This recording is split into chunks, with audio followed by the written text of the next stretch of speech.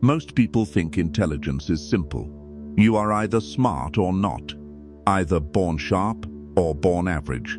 Either you have it or you don't. But real strategic thinkers never see intelligence like that. Intelligence is layered. It has levels. And the most dangerous people in history were not always the fastest thinkers. They were the deepest level thinkers. The kind who see what others miss. The kind who understand people, timing, silence, power, and consequence. The kind who don't just think, they calculate. You can watch a room and see it clearly. One person talks too much. One reacts too fast. One wants approval. One wants control. One is emotional. One is careful. Same room. Different intelligence levels operating at the same time. And most of them don't even know which level they are using.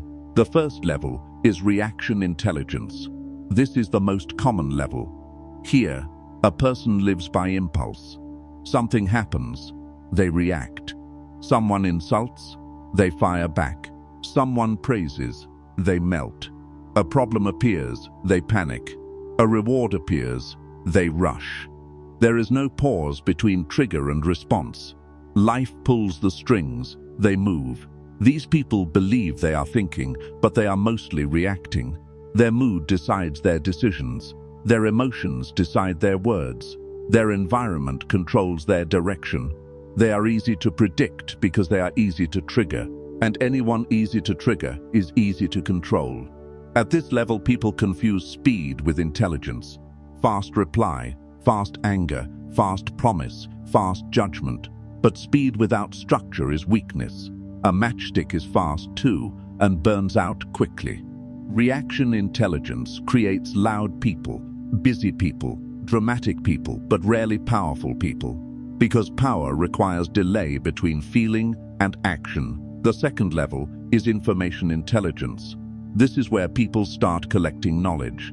They read, they watch, they memorize. They know facts, quotes, theories, names, systems. They sound smart in conversation. They can explain ideas. They can repeat expert opinions. But here is the hidden flaw. They borrow thinking instead of building it. Their mind becomes a storage room, not a strategy room. They know many things, but they don't know how to use them under pressure. Information intelligent people win arguments, but lose positioning. They can explain what should be done, but fail to do it when emotions rise. They confuse knowing with applying. In public, they sound sharp. In conflict, they collapse. Because memorized intelligence is fragile. Only processed intelligence is stable. The third level is pattern intelligence. Now the mind starts connecting dots. This person watches behavior and sees repetition. They notice who always interrupts, who always delays, who always flatters before asking, who disappears when work appears, who smiles when lying, who agrees too fast. They don't just hear words, they track patterns. And patterns reveal truth faster than promises. Pattern thinkers are harder to fool because they don't judge one moment, they judge repeated behavior. They don't fall for one emotional display. They wait. They observe cycles. This level creates early strategic awareness. Instead of asking what happened, they ask, does this always happen? That question alone upgrades judgment. The fourth level is consequence intelligence, very rare compared to the first three. This mind runs outcomes forward before acting. If I say this, what happens next? If I accept this, what control do I lose? If I expose this, who gains advantage? If I delay, who gets nervous? This is future impact thinking. Most people think about relief. Consequence thinkers think about chain reaction. They don't chase short comfort if it creates long weakness. They don't win moments if it costs position. They don't just ask, is this right now?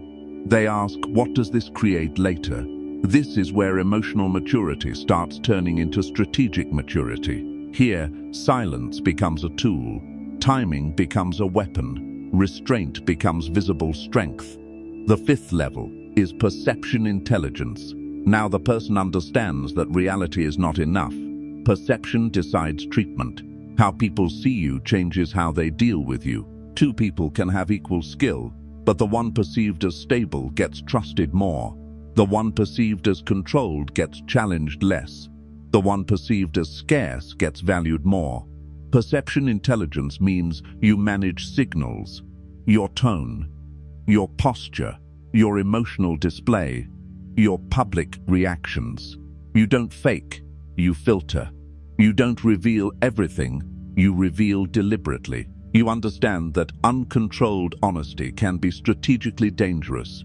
Not all truth must be publicly expressed. Not all emotion must be publicly shown.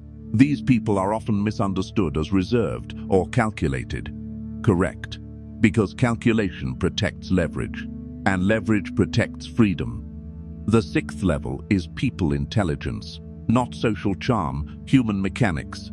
This is where you understand motives behind behavior, fear behind anger, ego behind criticism, insecurity behind arrogance, need behind flattery, agenda behind kindness.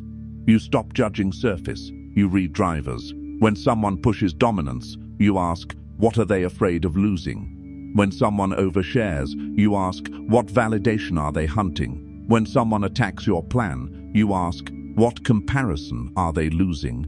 This level makes manipulation visible, because manipulation always has a motive signature. People intelligence doesn't make you cynical, it makes you accurate. You stop being shocked by behavior. You start predicting it. The seventh level, the rarest, is strategic self-intelligence. This is where the mind turns inward with the same sharpness it uses outward. You study your own triggers, your own ego traps, your own weakness patterns. You don't just analyze others, you audit yourself. You know when you are angry. You know when you are tempted. You know when you are emotionally compromised. And you delay decisions during those states. Most people can read others better than themselves. That is low mastery. High mastery reads self first, because self-blindness is the biggest vulnerability in power games. If someone else understands your emotional buttons better than you do, they hold your remote control. Strategic self-intelligent people build rules for their weak states. I don't decide when angry. I don't promise when excited. I don't reply when insulted. These rules look small. They create massive protection. Now here is the uncomfortable truth. Levels are not fixed. A person can operate at level 6 in business and level 1 in relationships, level 5 in public, and level 2 in private. Intelligence level is situational unless trained into habit. Most people never rise because they never measure themselves honestly. They like to believe they are deep thinkers, but their behavior shows reaction thinking. They like to believe they are strategic, but their schedule shows impulse living. Self-rating without behavior evidence is ego comfort, not intelligence. Ask better questions. Do I react fast? That's level 1. Do I just collect quotes? Level 2. Do I track patterns? Level 3. Do I think outcomes? Level 4. Do I manage perception? Level 5. Do I read motives? Level 6. Do I audit myself? Level 7. There is also a dark advantage to higher levels. You become harder to emotionally move, harder to socially trap, harder to pressure into mistakes, not because you are cold, because you are aware. Awareness slows reaction. Slower reaction increases choice. More choice increases power. Low-level thinkers want to be understood. High-level thinkers want to understand. That difference changes destiny. Another shift happens as levels rise. Talk reduces. Observation increases. Loud certainty drops. Quiet calculation grows. You stop trying to look intelligent. You start trying to avoid being foolish. That alone upgrades decisions. Most failures are not caused by lack of talent. They are caused by low-level reactions repeated daily. Fast anger, fast trust, fast exposure, fast promises, fast surrender of leverage. Intelligence at higher levels is mostly delay discipline. Delay the reply, delay the reveal, delay the commitment, delay the emotional reaction. Delay is not weakness. Delay is processing time. Processing time is intelligent space. You can test yourself with one rule. When pressure rises, does your thinking rise or collapse? Pressure exposes your true operating level. Calm rooms create fake intelligence. Stress reveals real intelligence. The crowd respects charisma first, then fears calculation later. And fear lasts longer than applause. Train upward deliberately. Start with pause training. Insert a gap before response. Then pattern logging. Write repeated behaviors you see. Then consequence mapping. Write outcome chains before decisions. Then perception control. Reduce emotional leakage in public. Then motive reading. Ask why behind behavior. Then self-audit. Track your emotional mistakes weekly. This is not school intelligence. This is survival intelligence. Power intelligence. Position intelligence. Most people will never reach level 7 because ego hates self-audit. It is easier to analyze others than confront self. But the one who confronts self becomes dangerous because they remove their own predictable weaknesses. And when predictable weakness disappears, manipulation fails. If you are honest, you already feel your current level. Not what sounds good, what feels true. Good. That honesty is the first door upward. Most people never upgrade their intelligence level because they try to feel smarter instead of behaving smarter. Real mental elevation is not a mood, it is a discipline. It shows in how you pause, how you choose words, how you refuse impulses, how you study consequences, how you control exposure. Intelligence at the higher levels is visible in behavior before it is visible in speech. Let's go deeper now, not theory, operating rules. At the reaction level, your main enemy is impulse. So the first drill is interruption. You must interrupt your first urge to reply, first urge to defend, first urge to agree, first urge to attack. Train a 2-second wall between trigger and response. It will feel unnatural at first. Good. New control always feels unnatural before it becomes power. That small pause alone will make you look calmer, heavier, more deliberate. People will start choosing their words more carefully around you, and they won't even know why. At the information level, your danger is illusion of knowledge. You feel prepared because you know concepts, but concepts without pressure testing are weak. So your upgrade rule is application under discomfort. Don't just read persuasion. Practice silence in tense conversations. Don't just read discipline. Wake and execute when mood is low.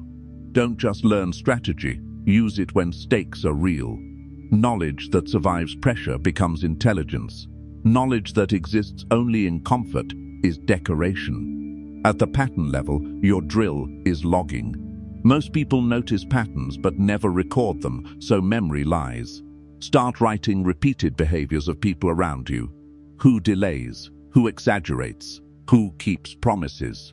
Who switches tone with status? After a few weeks, human behavior becomes predictable data instead of emotional surprise. When surprise drops, manipulation drops. Pattern awareness turns social chaos into readable structure. At the consequence level, your drill is forward simulation. Before key decisions, force yourself to write 3 likely outcomes: best, worst, most probable. Then write second-step consequences of each.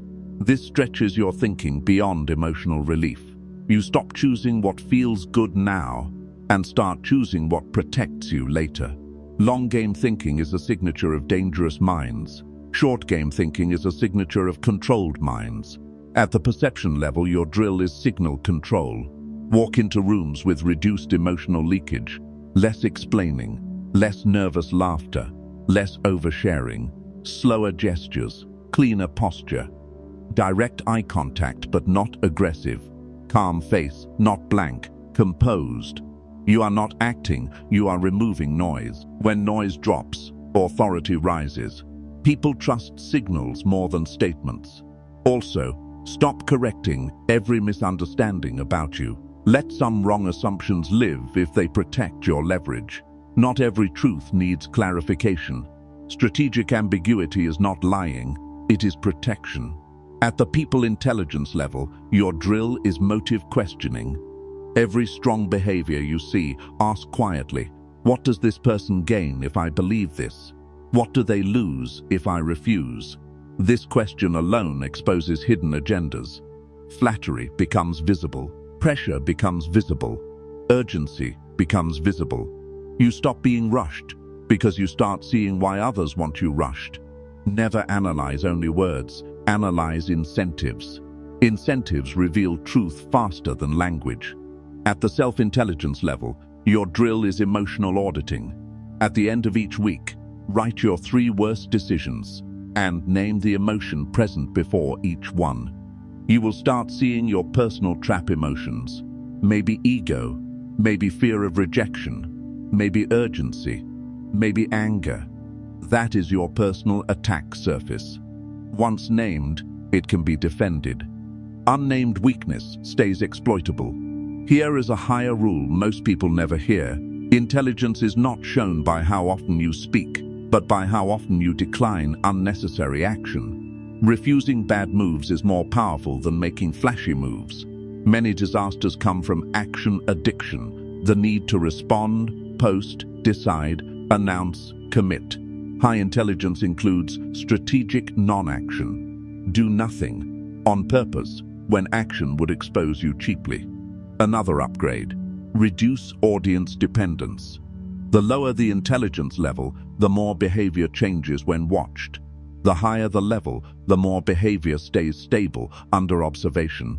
Train private discipline equal to public discipline. Work the same when unseen. Study the same when unpraised. Execute the same when unrecognized. This builds internal command, and internal command is the base of external power. Watch how people handle disagreement. It reveals their level instantly.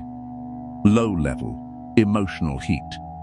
Mid-level, fact battle. High level, frame control. They don't try to crush, they reposition. They don't try to win loud, they win structure. Calm disagreement is a higher intelligence signal than aggressive correctness. Also, stop trying to prove you are smart. Smart people don't rush to display intelligence, they use it selectively. Over-display creates resistance. Under-display creates underestimation. Controlled display creates advantage. Underestimation is often more useful than admiration. There is also a silent skill you must build, letting others talk themselves into exposure. Most people reveal their level if you let them speak long enough without interruption. Impatient minds interrupt. Strategic minds extract. Ask short questions. Stay quiet. Let details spill. Another mark of higher intelligence.